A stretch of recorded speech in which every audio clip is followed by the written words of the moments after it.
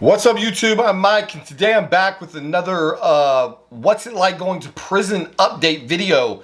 I might not have my usual upbeat attitude. I've been suffering from COVID for about a week, so I decided to do something different instead of laying in bed all day and try to give those of you who've been looking for an update on this particular content something to listen to on your way home, or however you guys like to do it. So when I left you last, I had described that I had finally, let me get my clock here because I'm going to run out of time. I feel quite certain. I had left you guys saying that I had finally arrived at Olympic Corrections Center, which is the prison camp that I was going to be doing the majority of my time at. And so I had just finally arrived there, and I basically gave you the lay of the land on what that particular camp or unit looks like. So what was important to me very, very early on, and this is going to set the stage for basically the vast majority of the success that I had while I was in prison, is that I happen to be a master manipulator. It's like, to me, one of the single greatest skills that you could endeavor to work on in life, because there's basically no situation that you will ever find yourself in where being able to manipulate people is not going to be just a massive advantage for you. And so one of the things in prison that gets a lot of guys in trouble is the prison politics. There's a lot of rules that you're expected to follow. And these rules, just like any other set of rules, are really only meant to control you. And I am a chronic rule breaker. Whether I'm on the streets or whether I'm in prison, I fucking set my own rules. So one of the key rules that's pretty common amongst prisoners is that you don't really befriend or associate with the guards. And guys who spend too much time associating with the guards can get a bad reputation, and sometimes that reputation can actually exclude you from being trusted by the other inmates. There's a term they use for somebody who spends too much time associating with the guards, and that is a leg rider. That you're constantly riding the leg of the guard. And I basically fucking ignored this rule completely. So one of the first things I did when I got into the unit is I started getting to know the guards on as personal a level as I could very quickly. Now, don't forget, I didn't look like this. Like, I went into prison with my head bicked all the way down, maybe just like little stubble. I told you in the last video that one of the first things I did when I got there was got a haircut from what turned out to be like the head black guy in the unit. I didn't know it at the time. And so he took my hair all the way down as low as it would go with just a metal guard. And then I had these savage chops and a long black goatee. And I looked like a fucking skinhead. Like, that's what I look like. I look like a member of a security threat group, and those people are not allowed to be in camp. So I was getting a whole lot of attention from the guards.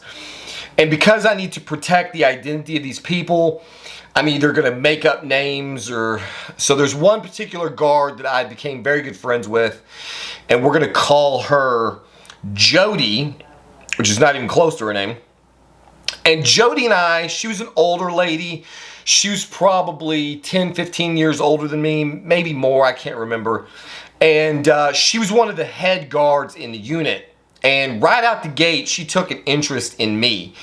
We started talking a whole lot. I started giving her, kind of letting her know who I was and what was going on. Because basically what's happening that I didn't know is during the first week or so, once you get off the chain bus and you've been moved into a minimum security facility, the guys who are moved to minimum are coming from all over the place. So there's guys like me who came directly from classifications. We were classified directly to a minimum security facility because we were low risk offenders and we had less than 5 years of time to do. Then there's guys like one of my friends who had worked his way from closed custody, maximum security prison, and as he got closer and closer to the end of his sentence, which was Murder 2. He got 2 years for Murder 2.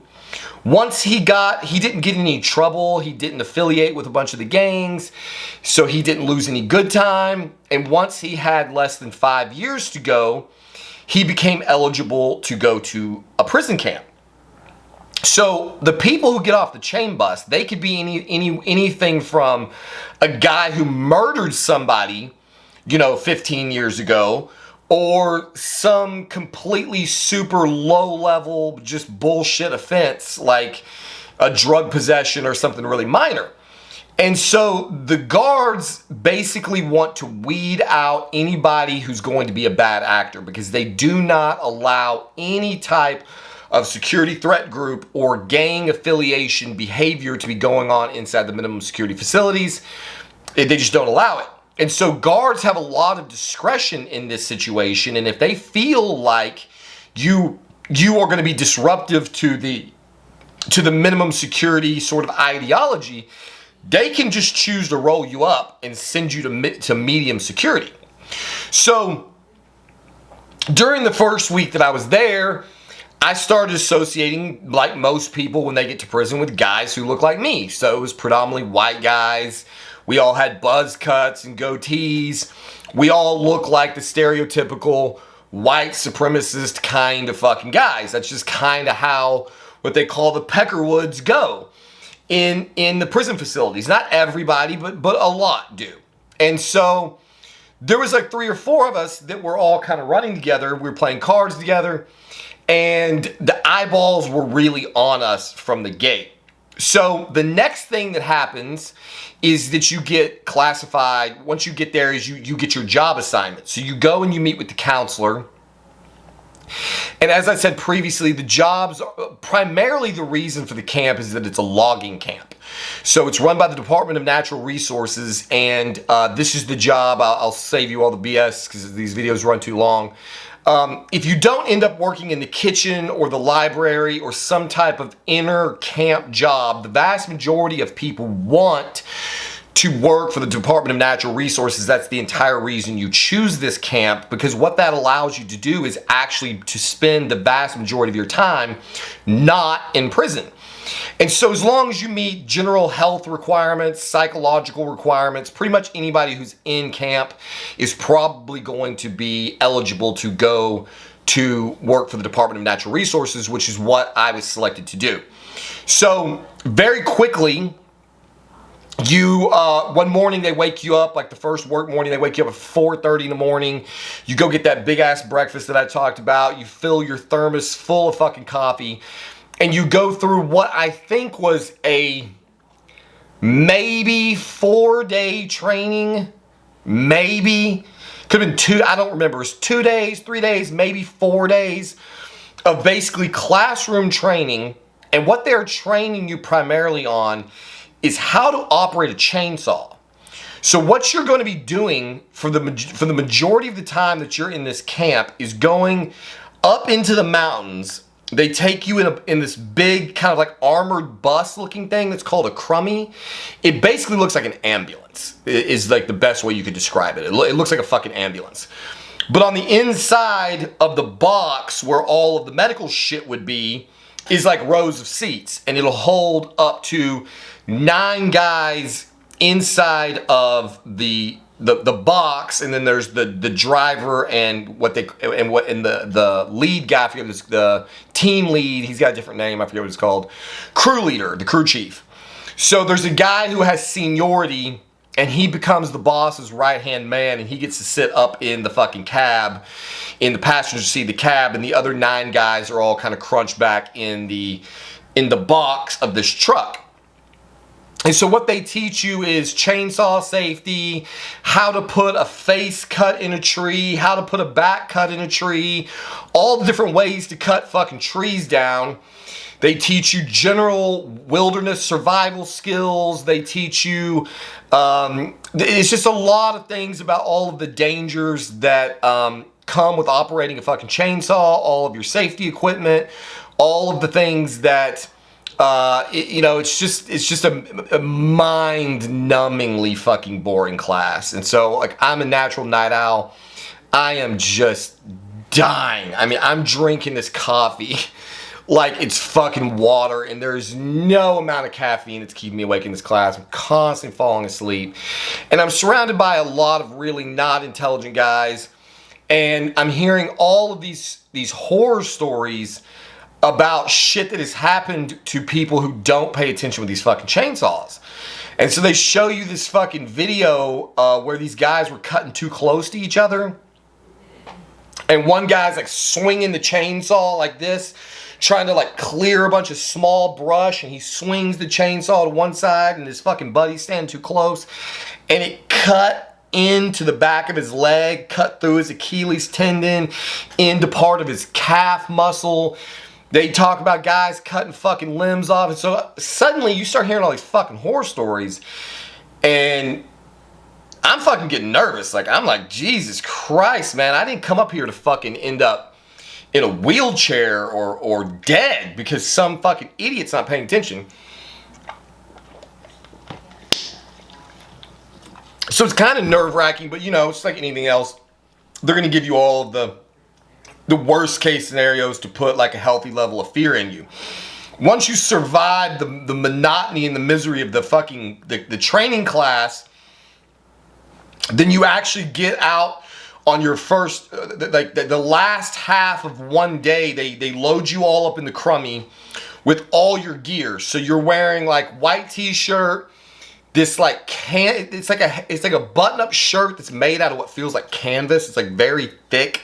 It's supposed to be, I mean, you're in the mountains. It's fucking cold up there. You got your thermals on. You got your jacket. All they give you is cotton gloves, like the shit you would get from Walmart, like those little bullshit ass, like cheapy cotton gloves. You have to wear a hard hat. You wear these boots that are like, they look like fucking roper boots with the little like thing, like a little duster thing on the, I don't know how to explain. They're real thick soled, wooden soled. They're like, I don't know how to explain it. They're kind of like cowboy boots, but they're way thicker, steel toe, crazy hard sole. There's probably some fucking name for them. I don't fucking know. And then you are issued chaps. Your chaps are like, you know, like motorcycle chaps or something, except they're made out of strands of Kevlar. And so these are to keep you from cutting your fucking leg off. So obviously the chainsaw has a chain that runs around, you know, the track, and there's all these teeth on it, and you wear these chaps that cover like your nuts and all the way down to the bottoms of the tops of your shoes, and they have threads of Kevlar in them. So that if you touch the chap with your chainsaw, if somebody swings a chainsaw and it touches these chaps, when the blade comes through, it grabs the strands of Kevlar and it pulls them out, and they knot up around the fucking blade and they stop it from turning. And so basically it's like Kevlar. It's like a bulletproof vest except for fucking chainsaws. And so it keeps you, it will bind up the blade, or it'll bind up the chain, and your saw will stop running so that you don't cut your fucking leg off. So you have to be wearing these at all times. Of course, you have no protection from the waist up, so best of luck that you don't get cut upstairs or you're fucked. So they take us out into this like little clearing. There's like a little training field basically. And like I said, this is like January 5th. So there's literal snow falling. The ground is covered in snow. There's snow falling. It's freezing fucking cold. You've got cotton gloves on that are constantly getting covered in snow and then melting from your body heat and then like refreezing. So you basically have like gloves that are ice effectively. And so it's just brutal conditions, and they start teaching you these basic cuts. So you've got like a tree that's like a little tree like this, that the blade is long enough to cut all the way through, and so you just cut straight through it at an angle and it falls down. And then you've got trees that are a little bit bigger. You know, so if it's like a bottle, you cut a triangle into the tree, which is called a face cut. and you cut the triangle in the direction you want the tree to fall. So if you want the tree to fall this way, then you cut your triangle into the tree here, and then you cut a back cut, which is a horizontal cut that starts coming through the tree this way.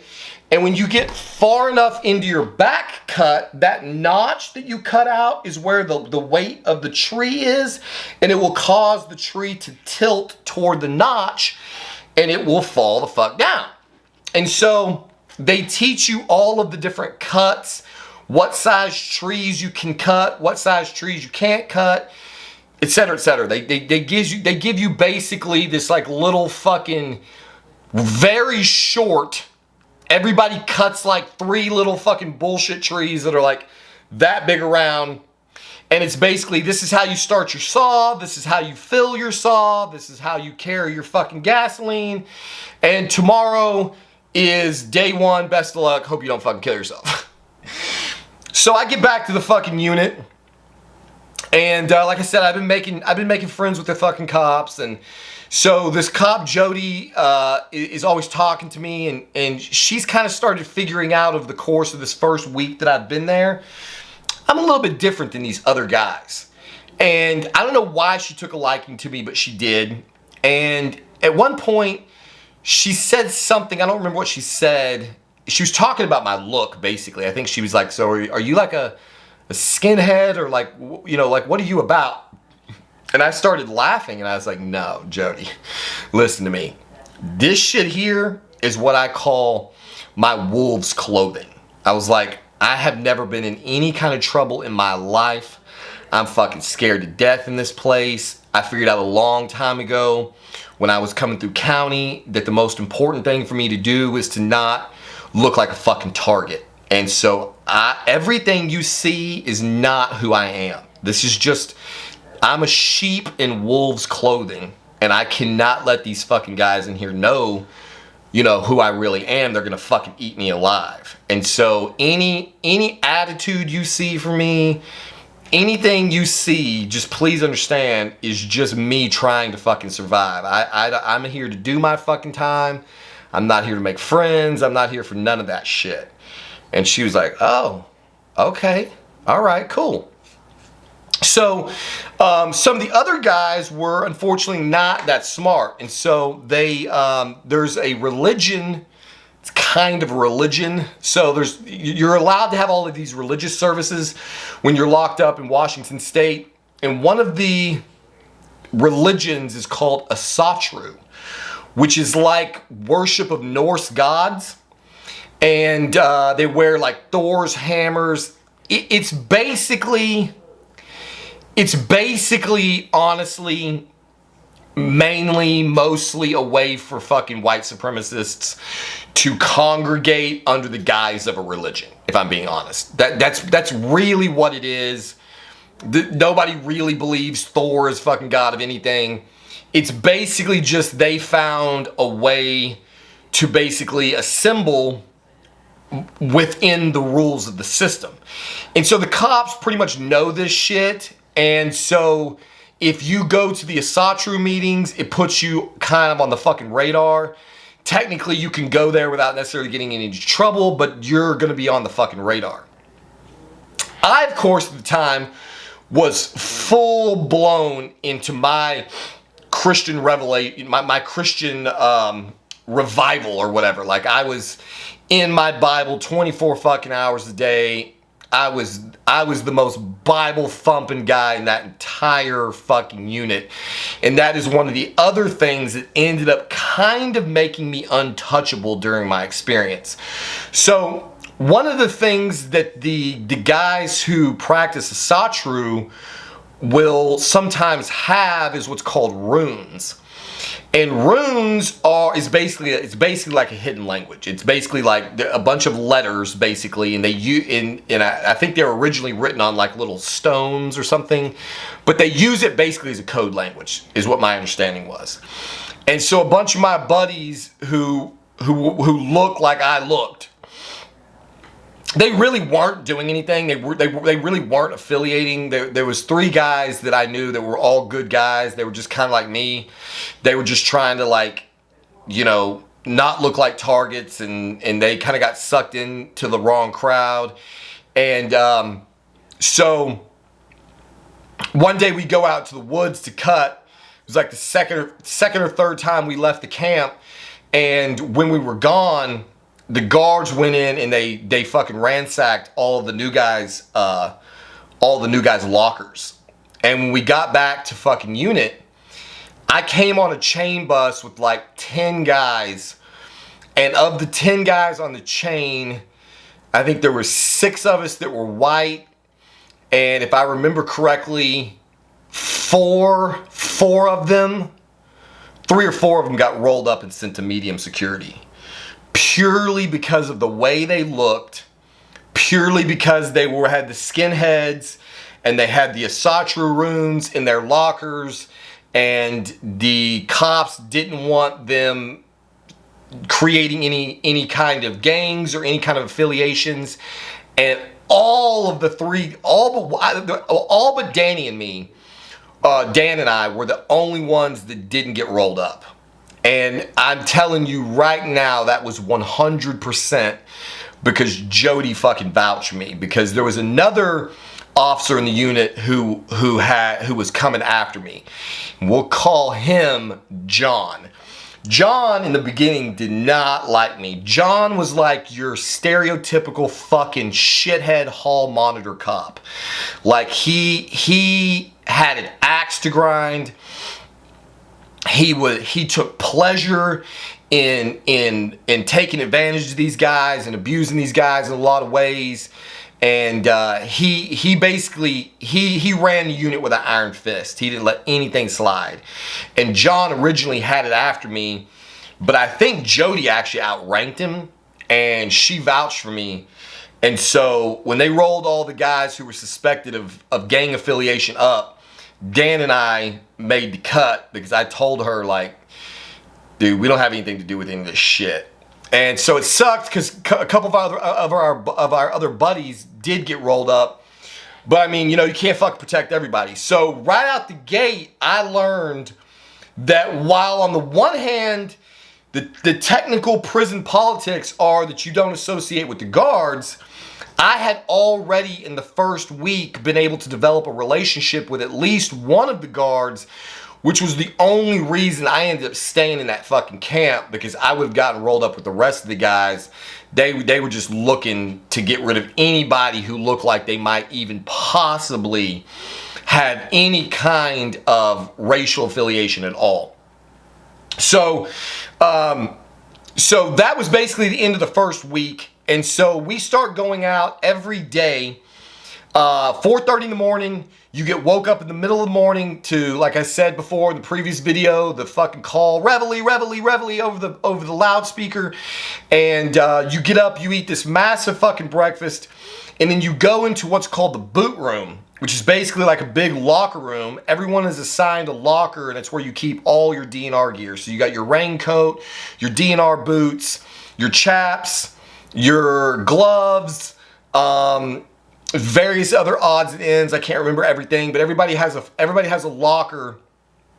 And so when you come back from breakfast, you immediately go get dressed out. You go get in the boot room. You get all your DNR gear on, and you are issued a sack lunch that you get when you leave the chow hall that has either like 2 or 3 peanut butter and jelly sandwiches in it. It's just bread with the peanut butter and jelly separate so you can make a sandwich. God damn, this fucking light. Sorry, I lost my light. I've been using a different light because it's warmer instead of this nasty fucking white, like super white light. Anyway, so everybody's got a Foot Locker. You get all your DNR gear on. You get your sandwiches. Sometimes it's tuna fish. Most of the time it is peanut butter and jelly, which means I was suffering in a fucking major way because I don't eat sandwiches. I ate more sandwiches than I care to fucking eat during that period of time, but predominantly I do not eat bread. Like hamburgers is the only time I ever eat bread. So every morning you get dressed out, you get into your all of your DNR gear, and then you get on the crummy. When your boss, they call it the crummy, which is like the ambulance.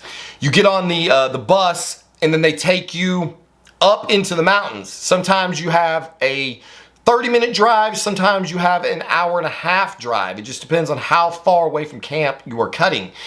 And so you basically sleep is what I did. I slept as much as I could.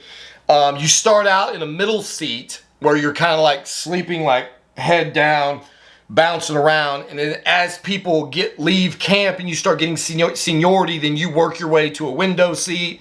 And so when you first get there, you're on a bench seat in the back that has like 4 guys sitting on it, on one big bench seat. And then you can graduate up to one of the 2-man seats, and then if you become like then you can graduate up to a single seat. So you're basically on this bus anywhere from 30 minutes to sometimes an hour and a half, waiting to get up to some point in the middle of the fucking mountains to start your day. So when you get to the place that you're cutting, generally you're at the top. You're generally at the top of a mountain road, and you're going to be cutting the downside of this particular area that you're in. So what we were doing is called thinning, which means you've got this area of the forest that's just completely massively overgrown. It's just been growing for 40 fucking years, however many years.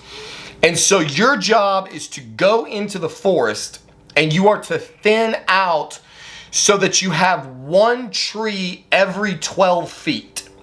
And what happens is you cut all of these other smaller, lesser trees and you drop them onto the ground, and then they basically rot and become fertilizer to feed the trees that you have chosen to keep so that they get even bigger and bigger. And that's like the way the system works. So you have this entire side of a fucking mountain that you're gonna be working on, and you get out with this chainsaw and you have 2 like little 3-gallon tanks of gas, I think. If I remember correctly, we were carrying 6 gallons of gas. And it's 2 little 3-gallon tanks connected with a rope. So you throw that shit over your shoulder. So you got your fucking chainsaw on one shoulder, and then you got a rope that's going across you with 3 gallons of gas in the front, 3 gallons of gas in the back. And your ass goes hiking down this fucking mountain through all of this undergrowth, brush, brambles, all kinds of shit. You're getting tangled up, snagged up, your fucking gas is getting stuck in the fucking tree, you're breaking limbs off and shit, trying to get your fucking gas tank off. You climb through all of this shit till you get down to what they call the cutting line. So you've started at the top of the mountain, and then you hike down, sometimes over some terrain and shit to get wherever you're cutting. But basically you're gonna come down here, and then imagine that this screen is the face of the mountain. So your boss is gonna have you come in a line across the very bottom. And he's gonna cut with his chainsaw, he's gonna go in, he's gonna cut a line right across the bottom of this area where you're gonna be cutting. And then every, I think it's 50 feet, there's a guy cutting. So you got 50 feet on either side of you, and your responsibility is to cut back and forth in your 50-foot spread all the way back up the fucking mountain till you get back to the bus. That's what your day is. So you all start in a line, and everybody's supposed to cut together so that everybody's zigzagging back and forth in their space, and we're all cutting our way up the side of the mountain because all of the trees are falling down the mountain. So you're on a fucking angle like this, and you're cutting trees that are standing like that, and you're falling them down the mountain. And so they're just piling up as you fucking drop them. This is actually a fucking lot of fun. So there's some like little tiny trees and shit that you're just buzzing around cutting, but you're cutting trees that are, some of them are big. Now you're not supposed to cut anything bigger than, I think it was 2 chainsaw blade lengths. And I want to say those were 36-inch chainsaws. I can't remember. But basically, if you can't wrap your arms around the tree, it's probably too big to be cutting. Now, that's not always a rule because sometimes there's a bunch of big trees in an area. But your job, while you're rapidly cutting through all of this underbrush, is to select big, straight trees. That's what you want. You want to find the biggest, straightest tree. You want to keep that tree, and you want to cut everything around it in a 12-foot radius.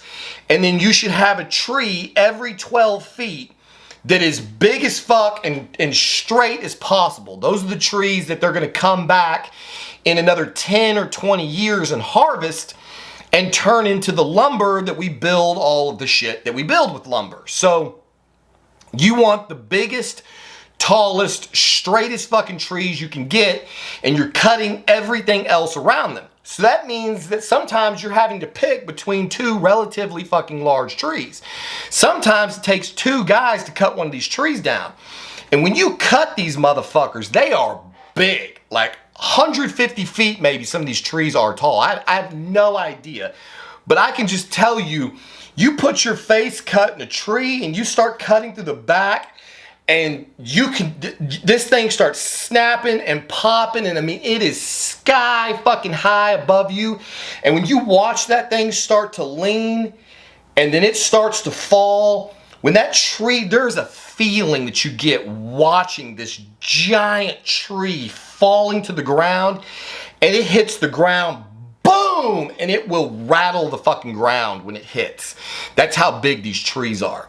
And so as you're falling trees, working your way up the mountain, there's just a pile of big ass trees laying on the ground. Sometimes you'll cut a tree and it'll get snagged up in the branches of one of the trees you're cutting. And so then you cut a different tree and fall it on that tree to bang them both to the ground. You're playing all kind of little tree cutting games. It's crazy. But when we got started, it was also freezing fucking cold. It's the middle of January. It's snowing every fucking day. And so you're out there in this winter wonderland of trees, cutting fucking trees down, but of course, constantly snow and shit is falling on you. And so, you know, you've got your raincoat on, but your gloves are frozen blocks of ice. And your hands just hurt so bad. Your nose is fucking constantly running. And so you're just trying to stay absorbed in your work. You're just trying to cut your way to the fucking top. And really, you get out there, you start cutting, and all you're thinking about is lunch break. And then you get to cutting again, and all you're thinking about is getting back to the fucking crummy. Like that's just your goal, is just survive this fucking day. And so what you inevitably have to do in this part of the year is you figure out that the radiator, the muffler on your chainsaw gets really fucking hot. And so you're constantly just kind of taking a break, and you're putting your hands as close as you can get to this fucking muffler and letting the heat thaw your hands out so that you can get the feeling back in your hands. So you get your hands good and thawed out on the heat from your chainsaw engine, and then you go back to cutting for 20 or so minutes until your fucking hands are frozen again. You put the blade down, you fucking thaw your fucking hands back out, you go back to work. And so in the beginning, this is a train wreck, because everybody's brand new, everybody's of varying skill and intelligence, and it's hard because one guy's cutting real fast and the other guy's cutting slow, and this is a dangerous condition. It's called getting cut in. So you're supposed to be in a line, and the whole line is supposed to be cutting up the mountain together. The problem is, let's say this guy here in the middle is a fucking slow fuck, and he's cutting at one rate, and everybody else is cutting faster. And so you got this section of the line cutting up here, and he's down here. Well, that's called getting cut in, because this fucking guy is now down in the area where all the trees are falling. And so you have to be careful to be always aware of where the guy on either side of you is, because if he's cutting faster than you are in jeopardy of getting killed by a falling tree. And if you're cutting faster than he is, then you're in jeopardy of killing him with a falling tree, both of which are felonies that you can go get more time for. And you have to it's very loud. You're wearing earplugs. Everybody's fucking chainsaws are running. So you got to make sure that when you're cutting along one way, you don't run into the guy coming the fucking other way and cut one of each other's fucking goddamn legs off. So there's a lot of shit you got to be paying attention to, because you got 10 fucking convicts, like I said, of varying skill levels and intelligence, running around in the fucking forest with fucking chainsaws, dropping trees that weigh thousands of fucking pounds, and they're just falling all over the place constantly. The ground is fucking shaking. You're covered in snow and fucking ice. I mean, it's unfucking believable conditions. But at the same time, you're like, fuck, I'm not sitting in a prison cell. You know, like, I'm out here in this beautiful, beautiful fucking area. It's so goddamn beautiful. You'll be up the side of the mountain. You'll have cut halfway down, and you can see out through all the trees you've cut to all of the beautiful landscape around you. And so you're just out there in the wilderness playing fucking lumberjack all day. And you know, while it's not fun in the winter, when you get closer to spring, it becomes amazing. And so I'll have more stories to tell about that in future videos. But basically, to end with, like I said, one of the early days that we were out cutting, we all came back to the unit, and we got back to the unit, and the cops were in everybody's lockers, and they started calling names one by one. And I'm freaking the fuck out because there goes one of my buddies. And then there goes another. And then there goes another. And I'm like, what the fuck did we do? And then luckily the names stopped getting called. And when they roll you up, they put you in handcuffs. So they're taking all my buddies to the fucking front. They're handcuffing them, and they take them to the hole where they sit until they get transported to medium security. So they've lost their right to be in minimum. They're starting a process to some degree over again, where they're either going back to classifications or they're being sent to the closest facility, which is Clallam Bay. So Clallam Bay has medium and maximum security wings, and most of the guys who got rolled up in Olympic Correction Center and sent to medium went to medium security in Clallam Bay. For some of these guys, this actually is a welcome surprise. Many people do not want to be in minimum security camp because when you're in a minimum security work camp, you have to work. Some guys would rather be in medium security because in medium security, while you have less privileges, you're not required to have a job. So you can just fucking sit in the house and watch TV all day if you want. Go to rec. You know, go play basketball, go to all the various things, which I'll tell you more about our amenities tomorrow. In the next video, I'll talk about all the amenities inside the unit. But at this point, this has basically been my experience. So there was 3 of us left from the group that I arrived in, which was Dan and I, and the other guy they called Hippie. And so we just kind of started settling in and trying to figure out what the fuck happened. And later on that day, I went and talked to Officer Jody and was like, what the fuck, man? Like, what happened? She literally told me, she goes, I saved you. And you better not make me regret it because your name was on that list.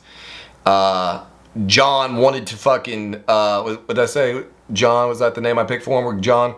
He wanted to roll your ass up, send you to medium. And I vouched for you, so you better be the fucking guy you're saying you are, or you will get rolled up, sent out of here. And I was like, I guarantee you I'm not down with any of that bullshit. And she was like, okay, I got you. And so that's where it all started. So basically that's the first week in minimum security job camp, work camp in Olympic Correctional Center. Cutting trees, freezing your balls off, and trying not to get killed in the woods.